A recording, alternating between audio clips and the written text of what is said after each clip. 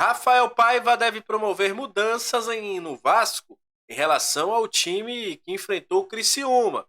Ferretti deve voltar. Devemos ter mudança na zaga. Vamos falar também sobre reforço. Já chegou e já vai sair? Calma aí. É porque o jogador foi convocado para a seleção do seu país. E, obviamente, vamos trazer aí as informações sobre a preparação do Vasco para o jogo contra a equipe do Atlético Paranaense.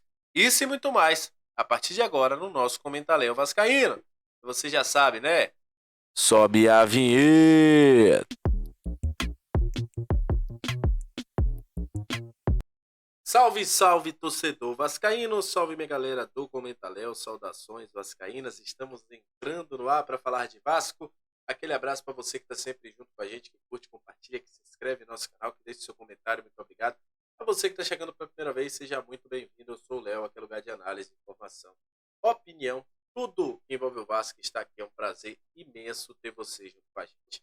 E vamos falar de Vasco a partir de agora, a gente convida a seguir, a se inscrever no nosso canal, porque o Vasco está se preparando para enfrentar a equipe do Atlético Paranaense nesses dois jogos que seguem aí, né? Primeiro jogo na segunda-feira pelo Campeonato Brasileiro, segundo jogo na quinta-feira para enfrentar o Atlético também pela Copa do Brasil. E aí, o Vasco, nesse jogo, já sabe que terá casa cheia. Os dois jogos terão casa cheia. A gente já trouxe a informação que os ingressos estão esgotados para as duas partidas. E o Vasco da Gama sabe aí também por parte do seu torcedor que terá esse apoio dentro de campo, esse apoio na arquibancada. Dentro de campo, a gente deve ter uma volta importante para o time. O Pablo Ferretti, que ficou fora da última partida do Vasco, por questões infelizmente, por questões de saúde, né, vamos dizer assim, a sua lesão fez com que ele ficasse de fora. O Vasco optou também por preservar um pouco mais o nosso querido Verrete. Ele volta, ele treinou normalmente, não sentiu nenhum tipo de dor, e volta. O grande capitão do Vasco aí, o Pablo Verrete, deve voltar como opção no ataque, né? Como o titular do ataque, o capitão do Vasco. O Rafael Paiva também deve fazer outras mudanças na equipe. Primeiro, Léo, neste momento, deve ficar de fora. Todas as críticas que já vinham acontecendo, o Rafael Paiva falou na entrevista coletiva após o jogo contra o Criciúma que não tinha ainda uma dupla definida, que estava buscando ainda a dupla ou trio, né? Ele pode também jogar com 3 zagueiros. E o Maicon deve ser o escolhido para enfrentar a equipe do Atlético Paranaense. O Rojas também foi testado, os meninos da base também. Mas a gente deve ter aí, a priori, um Léo ficando no banco de reservas, até pela questão de desgaste e tudo mais, pela falha que teve no último jogo. O Rafael Paiva é um cara muito que se sensibiliza com os jogadores, com aquilo que acontece. E o Léo, muito provavelmente, deve ficar fora da partida contra a equipe do Atlético Paranaense, pelo menos no time titular. Só se acontecer uma intercorrência aí nesses próximos 3 treinos, né, nos próximos 2 treinos, né, sábado, domingo, é que o Vasco joga na segunda-feira. O Hugo Moura, que vinha sentindo dores, é outro que ainda não está certo no jogo. Mas, se ele reunir condições aí, poderá ir a campo contra o Atlético Paranaense. O restante do time deve permanecer com Léo Jardim, Paulo Henrique, Maicon, João Vitor, o nosso querido Piton.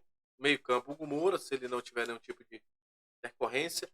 O Matheus Carvalho, o nosso querido Paê.